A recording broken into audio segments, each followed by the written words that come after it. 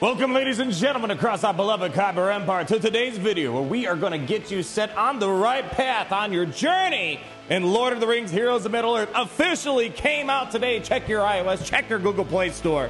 And of course, you're going to need God's Gift of Mobile Gaming to tell you the top 10 best characters you should farm right away, free to play, in this game to get you set on the right path to Rivendell. This guide is looking at brand new players who want to know what should they start farming with all that early game currency energy they're getting. But we're going to talk about 5 light, 5 shadow characters, each with purposes of helping you progress through the game as easily as possible. So if you're ready, hit that like button. Hopefully you're going to enjoy some of these Lord of the Rings Heroes of Middle-earth guides we're putting out there. And more importantly, sit back, relax, and let's get on to it. So as I preface at the beginning, we're looking at early game stuff. There's a lot of stuff that's kind of gated when you're first starting off, and you want to get those characters early on that are great. And funny enough, there's a lot of great characters early on that you can just start getting your hands on. But what I'm focusing on here is, one, making sure you get through the light shadow guild campaigns as easily as possible, because the more you get done, the more stuff you can farm, more characters, more gear.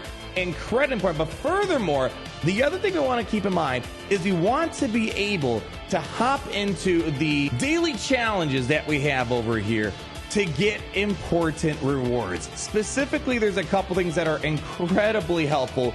The Dark Relics, they have important crystals, which is going to be a huge gear bottleneck. Down the road, you have your shadow crystals, the crystal fragments. So you want to be able to knock this out as fast as possible. This shows up on Monday, Thursdays, and Sundays. Also, you want to be able to have humans and goblins in order to knock this out. Other important gear, you have yourself the luminous crystals, or I call them light side crystals. These are going to be important as well. The other things don't have as many constrictions on them, a little bit easier to work around, but these characters I'm helping you pick out are great overall in the game. Of course, you can use them in arena, but we also want to get these challenges maxed out and those missions done as fast as possible. It looks like we're going to start with the light side characters, because I got some good news for you. Some of these light side characters are characters you get in your very first few moments. You're going to get Lady Eowyn, you're going to get Strider, you're going to also get yourselves Frodo, we're not going to talk too much about, but Strider, you're going to want to build up this character. And the good news is, just by doing your daily activities, you're going to get this guy built up fairly easily. Just in 1 week alone, boom, already at 3 stars. Don't got to put much thought into it. But why do you want to farm this character? Well, you're going to farm it regardless, whether you want to or not, just by playing it. So that's number one. But number two, this guy provides some really good damage. And furthermore, this guy counts as a human. And what do we say? Humans are going to be important for those daily challenges. It does some pretty good damage. You're applying Banes on the enemy team. Boom. Basic's going to help out.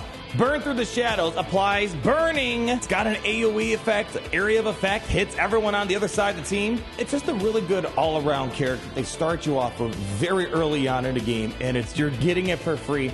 This is the character you can feel safe building up for the light side and also for the adventure mode challenges and stuff like that. But on that note, why don't we talk about another character you get early on? And this is going to be a character that's going to be fantastic as well. It feels good that the first few characters start off with 2 out of 3 of them, with Lady Eowyn, with Strider, with Frodo, are going to end up being good. Lady Eowyn, you also get, she's got a couple great things going on. And in case you're new to these type of games, if you click on the find button, it's always important to put that out there. It shows you where to farm these characters. And Eowyn, you can farm on the Shadow Campaign 1.5. So again, pretty early on in the cycle in order to farm her. Kind of a slow farm though. Hard node farms always take a little bit of time. But the good thing is with this character right here, baby, she's got a cleanse capability. Getting the Banes, debuffs, whatever game you come from. It's called Banes here. Let's call them Banes. This is going to allow you to cleanse off the debuffs on your team. And when you do so, you're going to do more damage depending on how many Banes were cleansed. And it's got a disabled, which prevents the enemy from using any of their abilities. That's pretty nice. Valiant Protector grants might, which increases the offensive capabilities of your team by 50%. And eventually, once you upgrade it up to level 5, you can grant it to everyone on the squad, and then it becomes even more frequent to use once you get it to level 6. Giving everyone extra offensive boost is very nice to have. And the other thing nice about her, she has counter-attack capabilities through her unique ability, Shield Maiden of Rohan. And when Banes are being applied to your team, she's getting Turn Meter. Turn Meter is an incredibly important mechanic. So counterattacks, Turn Meter, cleansing, good damage, not bad. Next up on our list is going to be Pippin took. This guy's got a lot of different things going on. Mainly, it's the healing and cleansing capabilities. Healing, it might not seem like a lot, but it's one of the most powerful mechanics in early game cycles. Pippin's got a lot of it. Pippin's a Hobbit light support character. Basic ability has a buff dispel or boon dispel, where just in the basic you can get around certain buffs on the team. So pretty nice to have that on a basic ability. Pretty powerful, actually. Old Maggot's Mushroom heals the entire team. You get a health bonus plus an additional health increase depending on how much health is on Pippin. Life of the party grants might, offense up, basically, like we talked about Lady Eowyn. And funny enough, if you play Galaxy of Heroes, this is pretty much just like Barris Offie's kit. Passively, on his turn, he has a chance to cleanse debuffs from his team, and it becomes guaranteed once you upgrade it all the way. Having a passive cleanse is huge, guys. Don't sleep on Pippin. You can easily farm him pretty early on as well. Not a hard farm. Guild campaigns are some of the most friendly areas to farm in this game. Pretty simple to get him as early as possible. You're going to notice a huge difference in your team's survivability. We talked about damage. We talked about healing. You need someone that's going to be eating up the damage the enemy's dealing out there. And here we have Eothane. It's going to be an important character to help out for helping out your team survive by eating up the hits, but also feeding turn meter to your team. Spear of Rohan, basic ability, nothing too crazy here. However, it's got exposed, which is nice. Reduces the armor of the enemy by 50%, which helps out along the way. Sentinel stance. This is pretty much the core thing about him. He gets provoked, which is kind of like a taunt, but not quite. It forces the enemies to attack him. But once he's attacked a couple times, he loses provoke, and then people can work around him. But more importantly as well, besides taking the heat, he feeds turn meter to the team.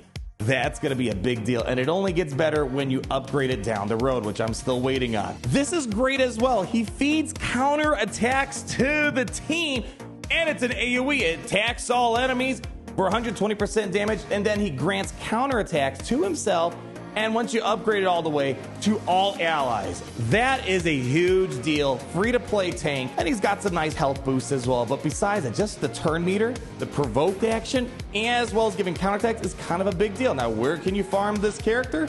Well, my friend, you can farm this character on Hard Node Battle, Light Side 1-1. Very early on, you can get this character. You definitely want to. And besides just being a really great tank early on, it's also Rohan and human. And what are we saying? I'm trying to set you guys up so that way you can take out those challenges easily. Boom. And for the fifth character I'm going to recommend Eomer as the fifth light side character you should be farming. Rohan, attacker, light, human. So again, satisfying a lot of those human requirements that we're looking for, the challenges that we showed earlier on. So we're going to get some more damage on your team here. The most important thing is that he's able to summon a Rohan attacker, and he gets to call Rohan allies to assist, which is nice. Since we talked about Eothane not too long ago, there's a little bit of synergy going on there. He can cleanse a Bane off himself and Eothane, and he's going to deal attacks several times, so that's kind of nice. Attack the enemy, target him 3 times, and this is great too. He's got a passive heal for Eothane. As we said, Eothane's a fantastic tank, so a couple things going on here. But enough with the goody two-shoes stuff. Let's talk about the shadow characters you should be farming. 5 of them. And again, as a reminder, we're farming these guys because they're early game accessible. They're useful in some of the arena stuff, the shadow guild campaigns, and those challenges. And incredibly important, you got to start off with the Ironhide. Farmable inside of the guild campaign as well. So as we said, a Pippin, it's kind of a nice place to farm. So you're going to get this guy fairly easily. Only downside, it takes kind of a lot of shards to get him up and running. But once you get there, you're going to be in business, my friends. Shadow, Troll, Mordor, Tank, Spear, and it's large and in charge. So not a goblin, but this character is just really dang good. And don't let the tag tank fool you. This guy does some pretty good damage. The basic attack does a lot more damage if the enemy is below a certain health threshold. 2, attack all enemy abilities, and he has a buff dispel on each enemy. And it only gets better when you go up. You can reduce the cost of this drastically when you move up. So that's big right there. Also, we have a second attack all enemies on Rampage, which does additional damage for each mortar ally below 100%. So as your team's getting weak, he's getting stronger. And on top of that, he has armor and health increases on his unique ability. And on his second passive ability, he takes 20% less damage from enemies with dagger or staff weapons, and takes 25% more damage from enemies with two-handed sword or two-handed heavy weapons. And he also gets 15% max health, 15% damage, but he loses a little bit of speed, which is fine. Next up, we have Ugluk. I am Ugluk. This guy's got a lot of nice control stuff going on here. First off, pretty decently that you're likely going to be using for a lot of the stuff in like the shadow campaigns, because when an Isengard squad member inflicts a Bane debuff, you're going to heal your entire team. 2% of the max health. Holy cow, if you play Star Wars Galaxy Heroes, that's kind of like a trail lead almost. He's got some decent survivability, which is going to pair nicely because on this basic ability right here, he can get himself provoked, which allows him to kind of taunt, take up some of the hits for the team, which is nice. Onslaught applies blind on the enemy, making them basically be an idiot and miss. Also on top of that, on Dirty Work, we have Disabled, so more debuff control. Makes himself more defensive, and also passively, when he blocks, he can inflict Weak-Minded, which reduces the enemy's resistance, making it a little bit easier to control them. And on top of that, this guy is going to be an Orc, which is helpful for those challenges. Since we talk about Ugluk, we got to talk about Moher. Listen, I don't speak Orkies, don't at me. I would put this out there first. This guy isn't really great on his own. He needs to be with his friend Ugluk in order to really get the full potential of the kit, but nonetheless, this guy, pretty easily farmable early on. You can get him on Lightside Campaign 1-2. You're going to get him early on. That's the nice thing. All these characters you get early on are very helpful. He's an attacker. He's an Orc. Helpful for those challenges, of course. Has some pretty good damage on the basic. Has regeneration and gains Deadly. If you don't know what regeneration is, he heals himself, which is fantastic. And Deadly increases critical chance by 30%. He also, once you upgrade a bit more, he's got some turn meter gain on this too. 20% turn meter is a nice chunk. And on top of that, haste down the road, you're going to get yourself some extra speed increases. With Twist the Knife, you could apply slow, do some solid damage, and call Ugluk for the assist. And on a passive ability, this is great. On crit, cleanse Banes from self. Fantastic. Isengard squad members get 5% critical chance, and as you increase it, you get more Banes that get cleansed and more damage out there. We got two more on the list. Do as I say, not as I do. I have these guys bookmarked. I need to farm them myself. We have next on the list Nuraz, which is farmable on Lightside Campaign 2-5 Hard Mode. So this guy's got a summon capability, which is a lot of fun. Already getting some summon mechanics in this game. He's a little frail, but when you make him work, he works. Orc, Healer, Shadow. He's an Orc, which is helpful for, again, those daily challenges. Basic ability is going to apply Weaken, which reduces the damage by half. Cutting down the enemy's damage by half, kind of a big deal. He's got a Cleanse capability to clean off those Banes. You got to upgrade a little bit, but he can cleanse Banes from himself and a random ally. And then he can also do more allies, and then he can grant defensive to the whole entire team. And it becomes cheaper as you upgrade it. Mountain Medicine, pretty solid. And this is where you get the summon, but it takes a little bit of time to get there. Child of Moria.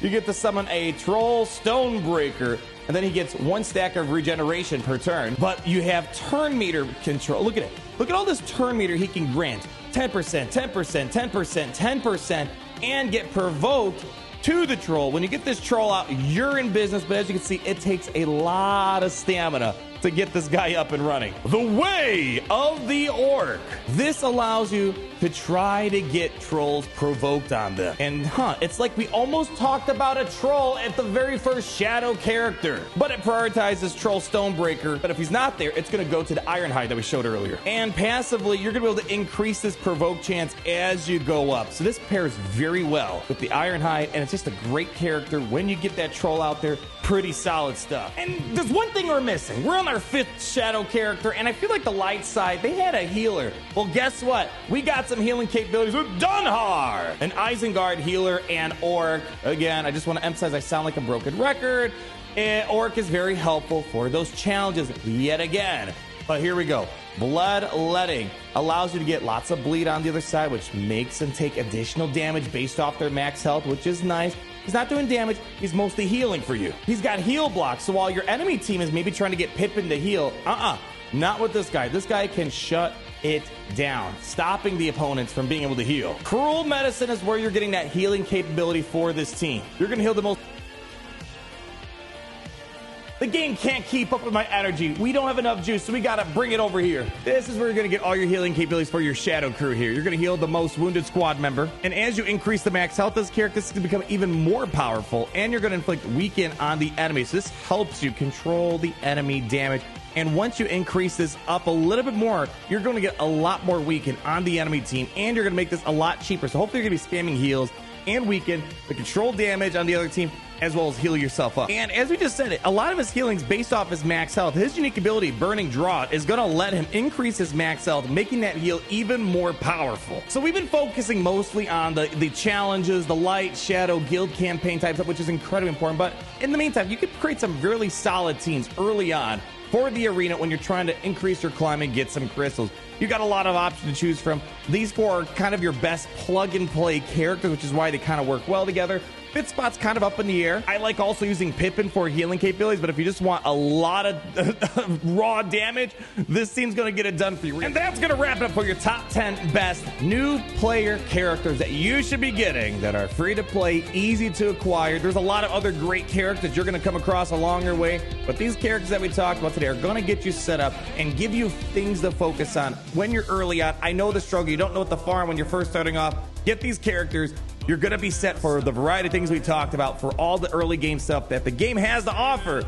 But boy, oh boy, I can't wait to talk about more of those characters. If you enjoyed this video, hit that like button, subscribe if you want more guides on Lord of the Rings, Heroes of Middle-earth.